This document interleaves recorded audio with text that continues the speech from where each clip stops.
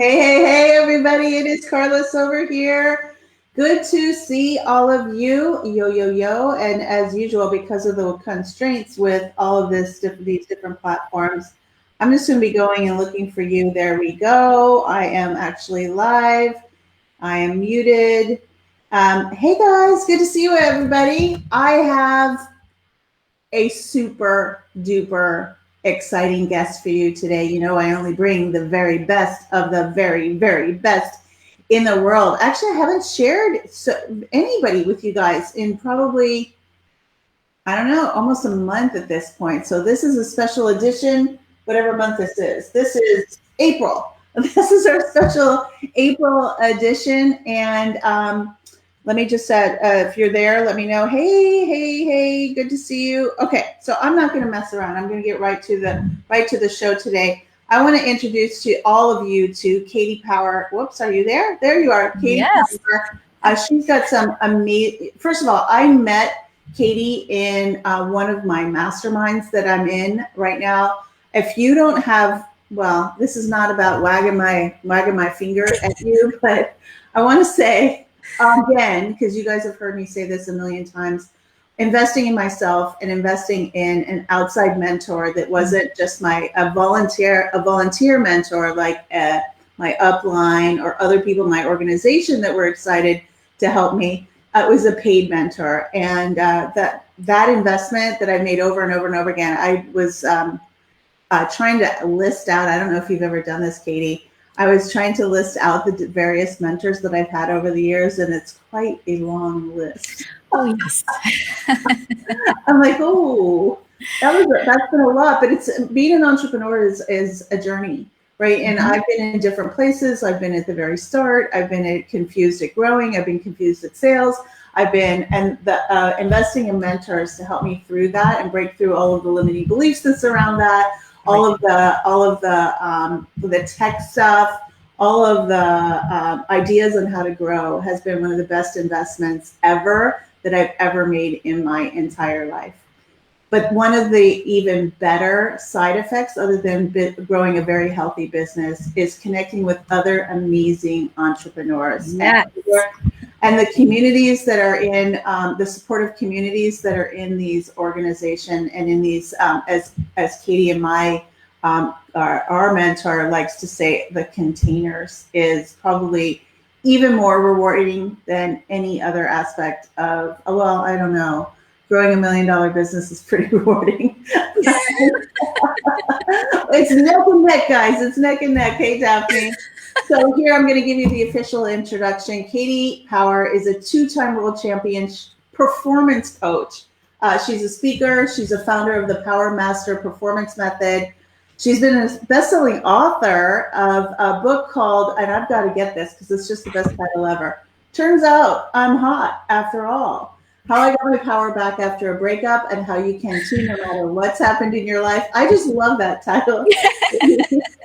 Seriously, guys, she's the one you want to have in your corner when your ability to influence an audience determines your success. And who here isn't in that place, right? Our success is completely determined by our communication and our audience. So she empowers her clients to achieve some major, major wins, no matter what industry, and that includes us here in the network marketing industry. So I'm going to step back and I'm going to be taking some massive notes here today. So Katti, come on out here and take it away.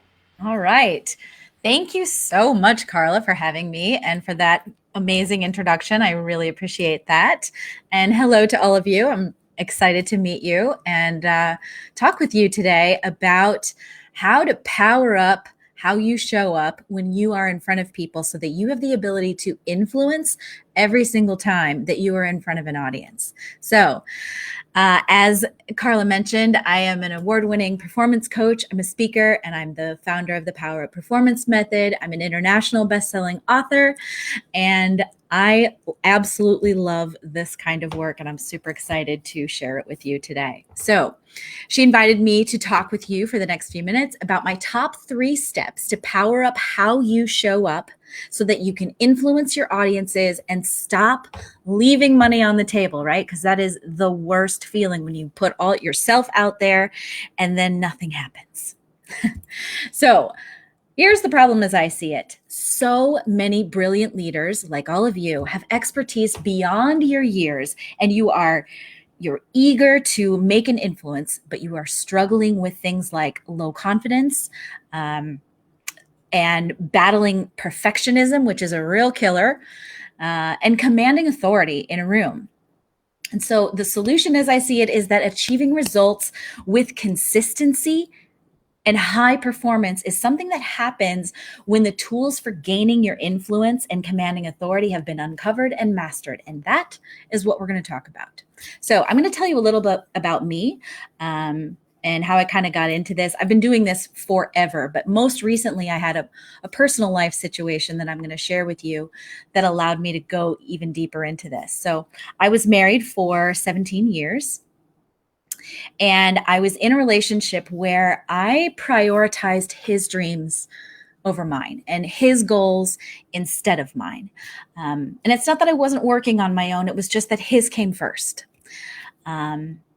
And on top of that, he never told me that I was attractive, and he wasn't interested in physical intimacy with me. And so between, prioritizing his goals in his life and feeling completely undesirable, I lost my sense of identity and self completely.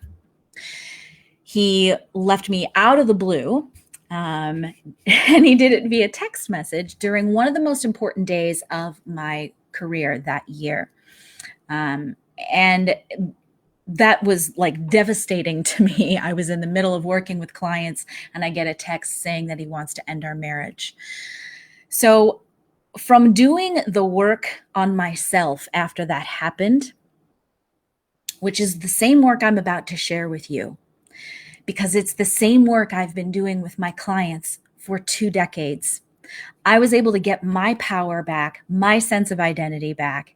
And now I show up powerfully all the time and people notice. So this is the kind of work that I am going to be sharing with you today. So give me a thumbs up in the comments if this sounds like something that you want to hear. And also, while you're in the comments, I want you to feel free to interact and talk to me. All right. So I want you to write yes in the comments if you are someone who has ever given a presentation to a room full of crickets. And I don't mean the insects. I just mean people that are not responding. So anyone ever done that? You can put a yes in the comments if that's you. Also put a yes in the comments if you have ever felt like you don't have what it takes to show up powerfully. So if that's you, go ahead and put a yes in the comments. So thank you very much, those of you who are responding. The good news is that everyone is going to be able to walk away with someone. Here's a date. Everyone's going to be able to walk away with something to help them in this way. So are we ready to dig in? Yeah? So step number 1. I have 3 steps for you today. The first one is maximizing who you really are in order to gain influence. Now, why is this important? Why do you need to know who you are? Why does that matter in any of this? Well, you've all heard the concept, I'm sure, of how people need to feel like they know you, they like you, and they trust you in order to buy from you, right? That's that magic little formula. This piece is the know of know, like, and trust. And I'm going to be talking to you about something in each of those, right? So this is the know piece of know, like, and trust. Who you are at your core, who you really are, gives you answers on how you need to show up in the world around you in order to make an influence. So here's the cool part about that. A lot of us kind of wake up and live by default and respond to life as it attacks us when we wake up in the morning, right? But you actually get to decide how to show up based on how you want other people to perceive you. And here's the other side of that coin. When you don't decide to take control of those things, other people decide for you. That is the biggest way that we give away our power. when we let other people decide who they think we are because we didn't decide in advance how we want them to see us. Does that make sense? So who you are determines how you make decisions as well. So that includes how you dress, how you do your hair and makeup, if you're someone who does hair and makeup. It includes how you talk, how you interact with other people, how you carry yourself. It includes the types of clients that you serve, the topics that you speak on in your business. It also determines how other people see you. So like I said, you get to choose how you want other people to see you. So whether we like it or not, whether we're aware of it or not, whether they're aware of it or not, people around you, especially your decision makers in a presentation, decision makers are setting expectations for you based on how you show up, based on the decisions that you make about how to show up. So like I said, whether you like it or not, this is happening. So wouldn't you rather be in the driver's seat of what those expectations are that they're going to be setting for you? Yes? Type a yes in the comments if you agree with me there. Yeah, I know I would. I would much rather be like, here's how I want you to see me. And here's the magical part of that. When you decide how you want people to see you and you show up that way, and they make all these determinations about you, they decide, oh, you're this, this, this, this, and this. This is who this person is who's in front of me. Before you ever open your mouth and say anything, they're making these decisions regardless. But if you are broadcasting the message to them, how you want them to see you, and these are the things that they're seeing based on how you show up, then when you open your mouth and you match every single one of those expectations, they feel like they know you. And that's where the magic begins to happen. If you don't do this, they're probably not even all deciding the same 5 things about you, or however many. Which means when you show up, you're not going to match up because they're all going to say different things. And it's going to be that much harder to get them on board. You're going to feel like you're pulling them, dragging them with you. But if you show up with a clear broadcast version of who you are and how you want to be seen, and then you match that, they feel like they know you. Step 1 is accomplished, right? So here's some pushback that I hear all the time about this. And I was right there with it as well. Number 1, people will say, well, I don't want to be put in a box. Girl, I hear you. I don't want to be put in a box either. I absolutely hate categorization, stereotypes, all that kind of stuff. However, it's human instinct, and people are going to put you in one anyway. So this allows you to decide what the box is that they're going to put you in. Since they're going to put you in one anyway, whether you like it or not, whether they like it or not, you get to be in control when you decide these things about yourself. Yeah. Something else people say all the time, does it really matter what I wear? Are people really that petty? Well, yes, sometimes they are that petty, but here's the thing. The reason it matters what you wear is not that you have to be like 24/7 fashion guru all the time. It means that you have to show up in the most obvious broadcast version of who you are all the time. And that's why what you wear matters, not because you have to be dressed to the nines all the time, unless that's who you are, right? If it's not who you are, then who you are and how you represent yourself when you show up, that just has to be consistent and obvious. You want to feel like a billboard of who you are. And then the last thing that I hear all the time is, well, I don't want to leave anyone out by deciding like who I am. If I make a decision about who I am in this way, then I'm going to leave people out. Well, here's the thing about that. You might leave people out, but if you're leaving people out, those people aren't for you. What you're going to do instead is hone in on the people that need you. Does that make sense? So how do we do this? How is this? Is this something that is, how do we achieve this kind of thing? How do we know how to show up? Right? Well, the first step that I take my clients through that work with me is my power type quiz. And it is a quiz that gets to the core of who you are sort of by default. And it gives you clues about what motivates you, what you're most afraid of, what your strengths are, kind of how you operate. It helps give a glimpse into kind of who you already are, which is it's based on the Jungian archetypes. So it's a scientific proven thing from a long time ago. And this is just sort of my version of that, that shows you where your power lies. It also shows you the weaknesses, the things that you need to know about you, so that when you look at that, you can put together a more obvious broadcast version of that. So you always show up as that. So you're always very, very clear about who you are. So that's the first thing that I usually recommend, is that people get clear about that by doing a test like that. So what else do you need to know? What else? You're also going to want to know how to step in this identity with confidence all the time. So how to always be this person. And again, I want to get back to the how you dress yourself. It doesn't mean that you're going to be dressed to the nines all the time, walking to the mailbox. It just means that you're always going to be you.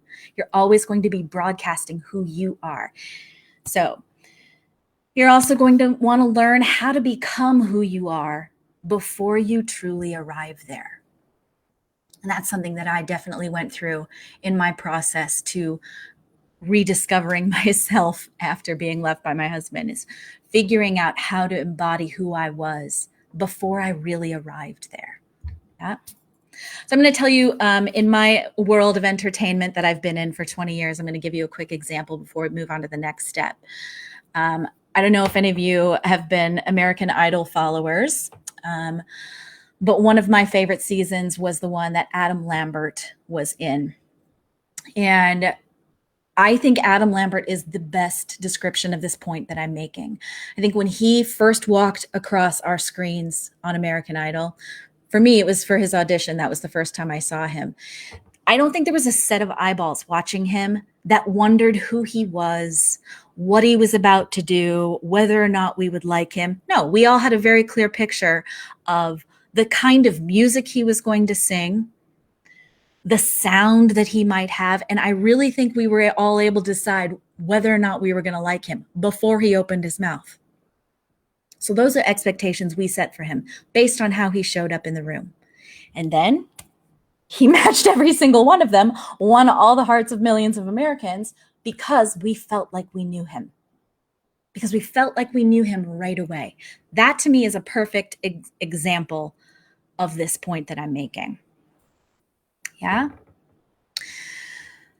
So let's talk about step number 2. Step number 2 is using vulnerability as a superpower. I love this. I was about to say this is my favorite thing, but if you know me at all, which I know probably most of you don't, but I say everything is my favorite thing. So using vulnerability as a superpower. Why is this important? Well, as you may have guessed, this is the like piece of the know, like, and trust. How? Well, most of us think when we're giving any kind of presentation that the information that we have to share with our audience is the part that they care about the most. Right? Does that sound right? You think that the information you have to share is the most important part of your presentation? Truthfully, the impact you make is more important than the information. So that's a little writer downer for you. Impact is more important than information. And because people believe that the information is more important, they spend a lot of energy perfecting it, memorizing it, and ultimately making something that doesn't engage their audiences at all. And it makes it ultimately very difficult to leave an impact because people are not engaged. They're not paying attention. They're not following along. They don't understand, right? I have found, partially because I come from an acting background, that storytelling is an excellent way to connect to audiences. But not just any story. The best stories are personal ones that allow your audiences to relate to you, right? So stories are something that allow your audiences and you to get to the why. And in sales, that why is pretty important. The why is what causes people to say yes or no, right? They're gauging what you have against their why. And stories allow us to get to the why and to present it in a different way. Why the information is important, why the audience needs what you have, right? Stories are a way for you to get to that. The best stories are ones that are vulnerable, specific, and detailed. So I'm going to give you an example. I have an example that I have used forever, but I'm going to give you a different one. So I don't know what kinds of products you all sell in your network marketing, but I'm going to use weight loss. And I understand that weight loss has some kind of, there's like rules and restrictions about things you can and cannot say, but that is not my world. So I'm just going to give this example anyway. But let's say you are selling some kind of weight loss product, right? Story number one. I used this product, whatever it is, and I lost 100 pounds, right? There's your story. So that's pretty powerful, right? Somebody lost 100 pounds. That's pretty amazing from this product, right? Here's story number two. I went for my annual physical with my doctor, which I'd been putting off for 3 years because I knew that she was going to tell me something that I didn't want to hear, which is that I need to lose weight. And then I'd go home and feel like garbage and eat a whole bunch of things, eat everything in sight, because even though I know that that's not going to fix the problem and make it feel better, it's just what I do. So before she told me that I needed to lose the weight, because I knew she was going to do that, she showed me my other numbers. And my cholesterol was dangerously high. I had developed type 2 diabetes because of my poor nutrition and lack of movement. And I was at serious risk for a heart attack and other life-threatening things. So she referred me to a cardiologist and she gave me information about diabetes. And then she told me I need to get this weight under control because it was the reason that I had all these problems that I had developed and that I'm at high risk for developing life-threatening illness. Well, that got my attention. So shortly thereafter, I was introduced to this product, which not only helped me lose 100 pounds of damaging excess weight, but I also lowered my cholesterol, reversed diabetes, and improved my heart health. It gave me my life back.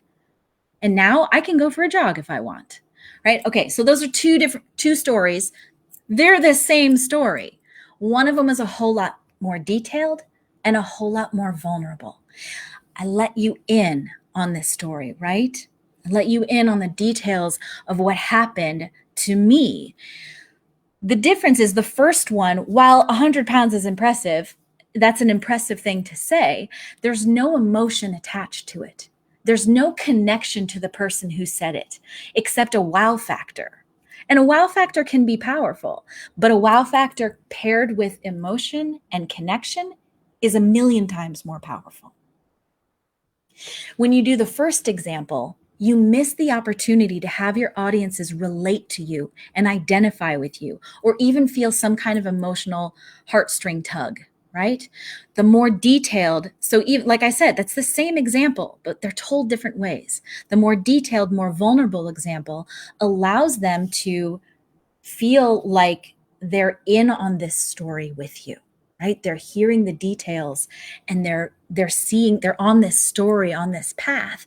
It causes them to like you because they're starting to feel connected to you because they're probably relating to these things as well, right? When we skip vulnerability and details, we skip the opportunity to connect to our audience. So that's something you want to write down too. When you skip vulnerability and details, you skip the opportunity to connect to your audience. Why is that important? Because when you skip connecting to your audience, you skip the opportunity to influence them. Is this making sense? So showing vulnerability is showing people a lot of times will think that showing vulnerability is showing weakness, and that weakness has no place in leadership. So I want to ask you, I guess, with those two stories, which one did you think was more powerful? Right? The vulnerable one was more powerful. It shared more. It's understandable. Vulnerability is hard. It's hard to open up and share stuff like that, right? I wrote a whole book about it, and I'm a pretty transparent person in general. But once this was real and out there, I was like, my whole life is out there. But you know what? It's powerful. There's a whole lot of power in that vulnerability. Your audiences are going to relate to you because you're doing that. And you're skipping the opportunity when you decide to stay protected and safe and information-based, right? Some more pushback I hear on this one is people say things like, nah, people aren't interested in my stories. They care about the information I have to share. Well, we've already talked about that. So, and another thing that I hear is, I don't have any stories that are interesting. Yeah, you do. We all do. Everyone has interesting stories. They don't have to be life and death dramatic. They just have to be real vulnerable examples. And here's the other thing. They don't always have to be about you. They can be about other people, right? You can tell a story about someone else you know, and it's just as powerful, right? So what else do you need to know besides this? Well, first, actually, I should probably tell you how. Like, how are we going to do this? So the place that I recommend that you start, even though I said you can talk about someone else, I would recommend that you start by looking at your own story. So a lot of times when you make some kind of sales presentation, you're going to share a little bit about yourself with them. This is a really great time for you to be vulnerable and to share something about you that connects to the offer you're going to make. So look at your own personal story. Describe who you are, what you do, why you do it. This is the most important piece of that. What was your turning point? What was your before and after? These are very powerful things to put in your story. And the more vulnerable you can get, the better. The more detailed you can get, the better. Go there. Be vulnerable. You're also, once you get the hang of that, and once you write your own personal story and you incorporate it into your presentation, you're going to need to know how to know what stories apply best to whatever presentation you're going to make, because you're going to want to weave stories throughout, right? You're going to want to know how to relate the stories you have to your point, to the point that you're making. And you're going to want to know how to tell your stories from a vulnerable and authentic place. So those are some of the other things you're going to want to figure out, in addition to just starting with that one little place. I have a client. She's my second world champion singing client. And she's been with me for a while. And in the past, we always kind of met. She's a competitive singer. And she would come to me with all of her material chosen. She'd already, like, these are the songs I'm going to sing. This is the order. I just need you to help me polish them. And one year I finally said, okay, Beth, this time I want to help you pick your songs. I want to start from the beginning. And you're a powerhouse singer. And we've been focusing all of our attention on your vocals. And your vocals are perfection. They're magical. Where we need to work on, what we need to work on is how you vulnerably express yourself in these songs. And she was like, okay, let's do it. I'm in. So we didn't touch her vocals this year, or the year that she won. All we did was focus on how the songs that she was singing, making sure she was vulnerably connected to them, telling a story that was real from her real life in those songs. And when she was able to present herself in this vulnerable way at the national competition, it was amazing. People that had heard her sing for years came up to her and to me and said, I don't know what is different, but her voice is amazing. It's way better. She's always been good, but oh my God, this year it's totally different. And I just laughed every time inside because we didn't touch her vocals.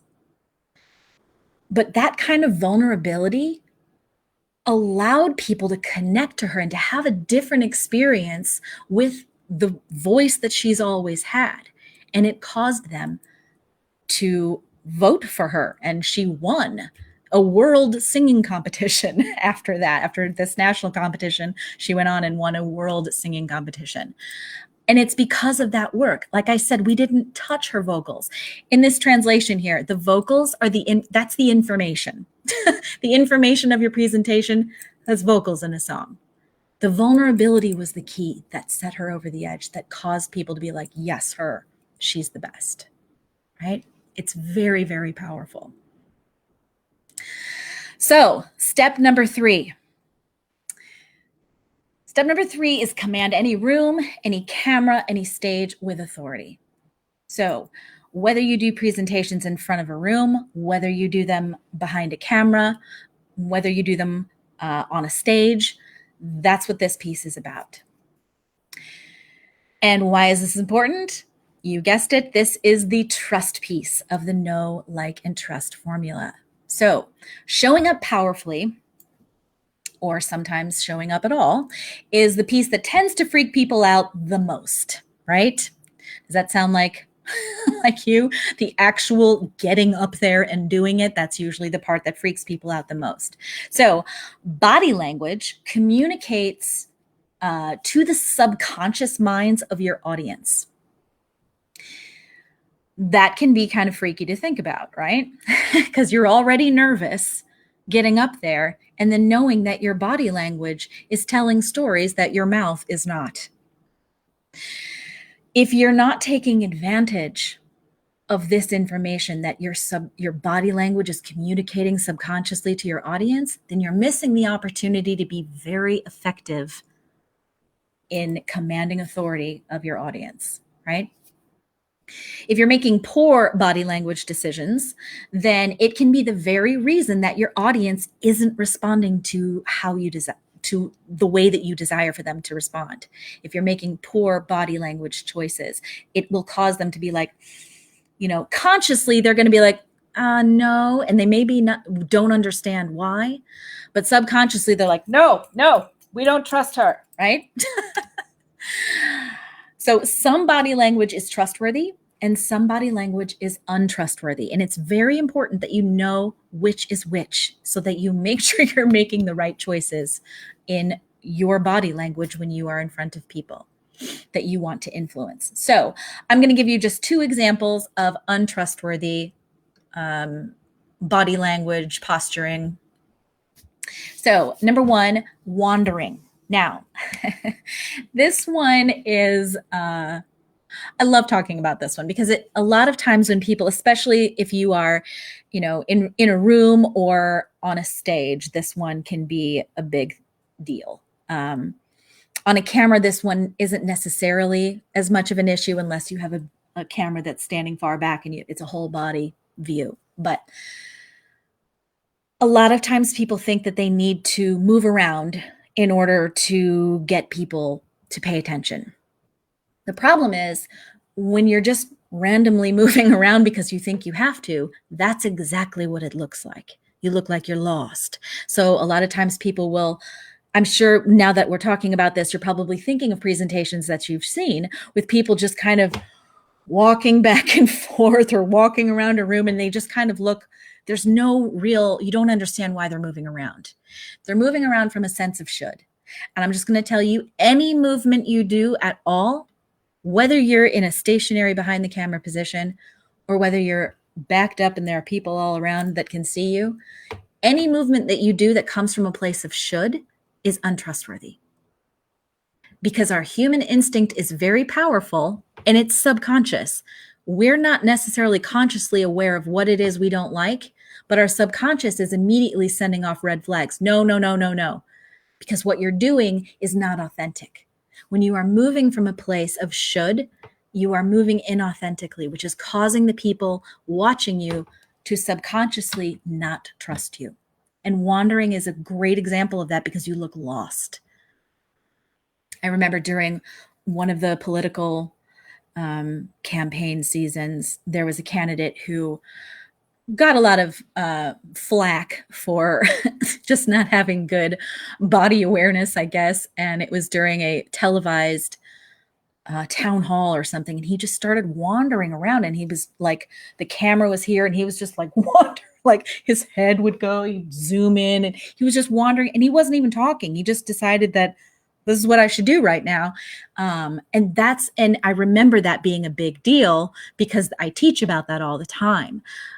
It causes the people that are making decisions about what you have to offer to spend their time trying to figure out where you're going rather than what you're saying. Another one, this is just a quick little example, is walking backwards. This is a big one, again, for more in-person kinds of things. But walking backwards, the only time in life that we walk backwards is when we're in retreat mode. And when we're in retreat mode, we're usually afraid. There is no confidence that comes from walking backwards. And I will say, a lot of times people think that walking backwards is a bad idea because of hearing people more in my world saying, don't ever show your backside to the audience. And I just want to clarify that. Really what they mean is, they just mean don't focus your energy. When you're nervous, you're going to want to face away from the people that you're afraid of, right? Don't do that. That's really what they're saying, because it's completely okay to turn around and walk back where you came from. When you start to walk backwards this way, it looks really awkward and weird. And it sends off all those little triggers inside people of, oh, I don't trust you. And it's all subconscious again. But walking backwards is another untrustworthy example. So let's talk quickly about one trustworthy example, and then I'll get into some more information about this. But emphasizing a point. When you are emphasizing a point that you're making, sometimes we will repeat ourselves when we emphasize a point. Like we'll say something again. You've heard me do that a couple of times. I'll say, I'm going to say that again, or this is something you should write down. I'll say it again. That's a good time for you physically to either lean in or to take a step forward, because it's saying, I'm going to get closer to you because this is important and I want to make sure you hear it, right? That is a confident, trustworthy move, and it causes your audience to pay attention, to perk up and pay attention to you.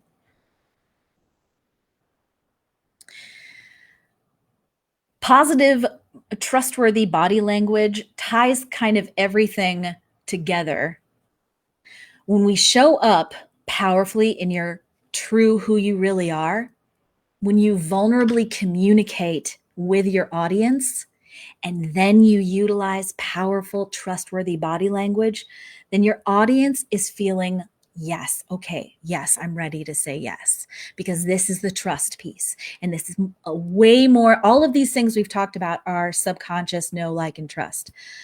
This one's a really big subconscious one because it's not something people aren't going to be like, well, she kind of was walking in circles, so I eventually decided I wasn't going to buy from her, right? That they're not going to, that's not going to be a conscious thing that they're saying, right? So some pushback that I hear from this. People will say, I already kind of talked about this. People will say, well, I have to move around or it's going to be boring. Well, actually, it's distracting if you move around for no reason. The main important thing, well, I'll get to this in a minute. I'm excited about it, so I want to just tell you. So another area of pushback that I get is people will say, well, I have to plan my movement specifically so that it's perfect, right? Anyone ever done things like that? The problem with that is that you look so over-rehearsed. When you plan to the death like that, what happens is it moves into that should land. And remember when I said when you make any kind of movement from a place of should, it reads as inauthentic. So the more rehearsed, the more exact, the more specific you are about your movement, when you're doing it, what you're doing, the more inauthentic you're going to seem, right? So then there are other people on the flip side of that, like, well, I don't want to plan anything because I want to do what comes naturally. The problem is, what usually comes naturally is all those nervous habits that make you untrustworthy, like wandering, like pacing, like all kinds of other walking backwards, weird stuff like that causes you to be untrustworthy. So you have to, here's what we're going to do. So here's the one way that I'm going to show you how. Move with purpose. Every movement you make, whether it's a hand gesture, whether it's a cross from one part of the stage to the other, whether it's an eye contact moment with your camera, all of it has to have a purpose. What does that mean? Well, let me give you a quick example. So let's say that right now, wherever you are, I asked you to get up and go into the next room. Now, if we were all in a room together, what that would look like, you would kind of look around and make sure everyone else is doing it before you do it, right? Because you don't want to be first. You don't want to be the only one.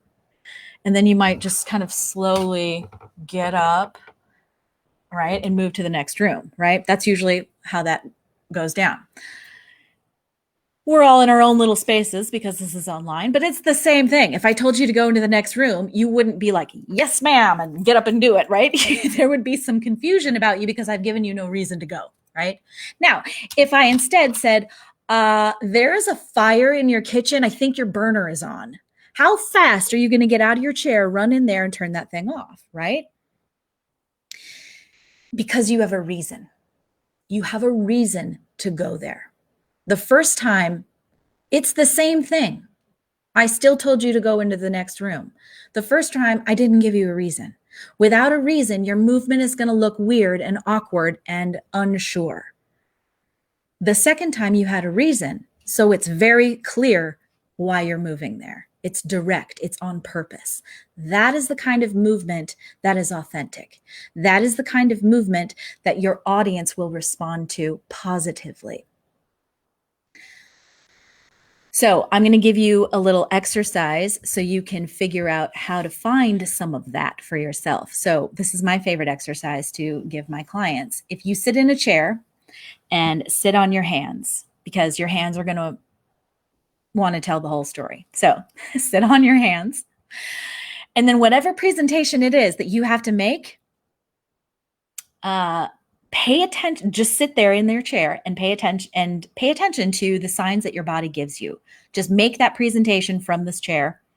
When you feel your hands trying to come out from under your legs, or when you feel your body leaning forward, that's a sign that your body wants to move. Your body intentionally has a reason to move, right? So that's a fantastic exercise for you to find out organically where your body wants to move. Also, there are other signs, there are clues in the things that you say that can help you know when movement is required. And behind a camera, movement can be as simple as a gesture that you make, or it can be the eye contact that you make with the camera. All of these things are important, and there are ways to do it that are trustworthy versus untrustworthy. So you're going to want to learn all the body language that is trustworthy versus untrustworthy, and how to use your voice in a powerful way to match your body posturing. Because if you are the most powerful person in the world and you are nice and vulnerable in your storytelling and you know exactly who you are and you have a really little wimpy voice, then you wreck the whole thing, right? So you want all of these pieces have to work together. And all of this you're going to want to learn how to do with confidence, right? One of the things I'll tell you is that learning how to do all of this breeds confidence and getting out there and doing it. Quick story of a client of mine. Her name is Haley. She came to me with 3 weeks notice and said, I just found out that I can win a scholarship for my entire senior year of college if I win a pageant.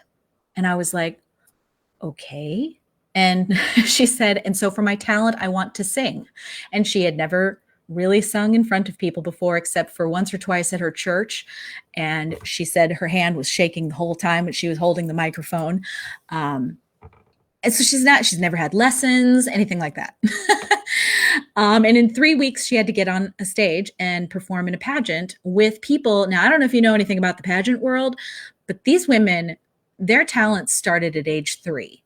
And this girl had 3 weeks.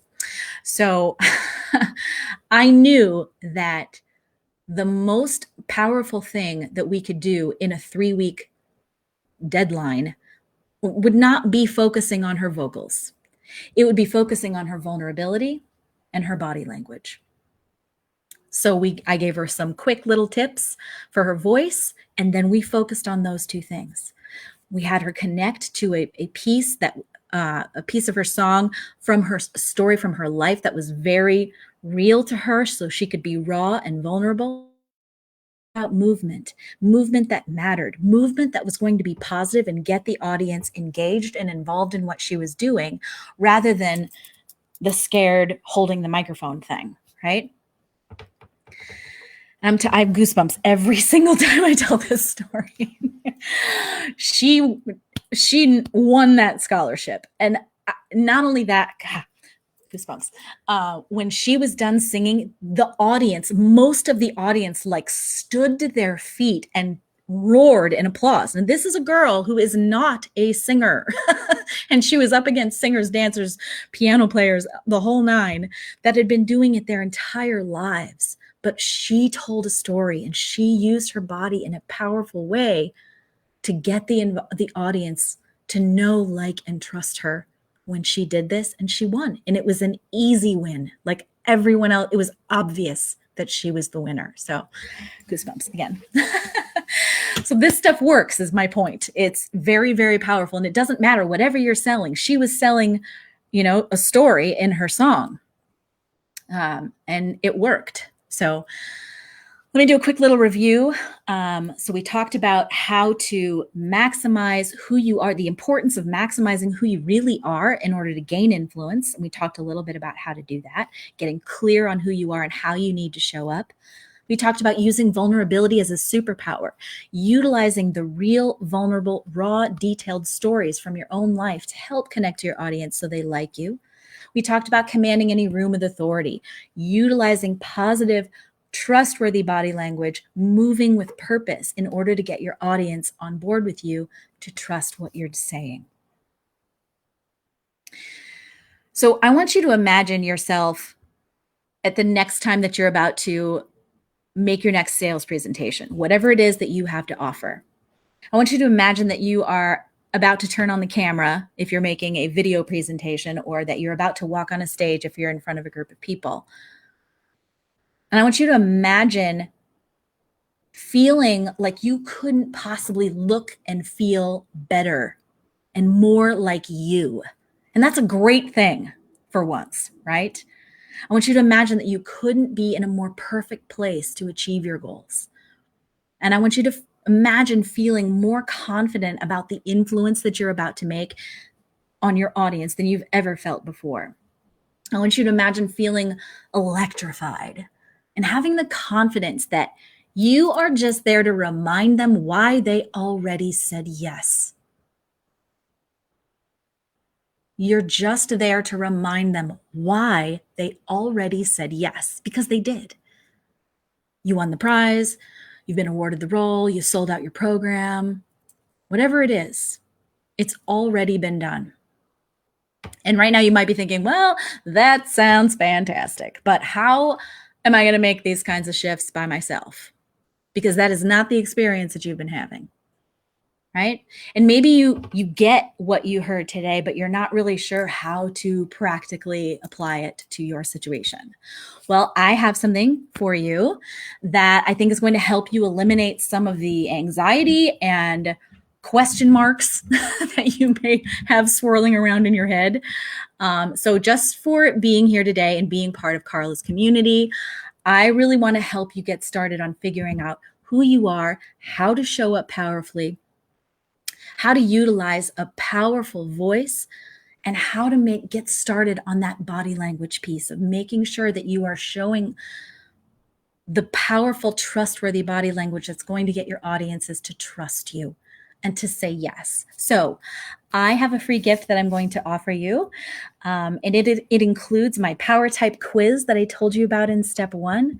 And there's a vocal exercise in there that's going to help you develop a strong and powerful voice. And it includes my body language cheat sheet. And Karla has put a little banner on it with the link. It's on my website. It's kattipower.com/start. So when you go there, there's a video, and then underneath the video, there are 3 individual steps, which each of those steps that I was just talking to you about that are on there, little exercises in each one. So that is my free gift to you. Excuse me. And like I said, this is just for being part of Karla's community and for tuning in today. And you may be thinking, well, that sounds awesome and thank you, but I want to know more than just that little bit.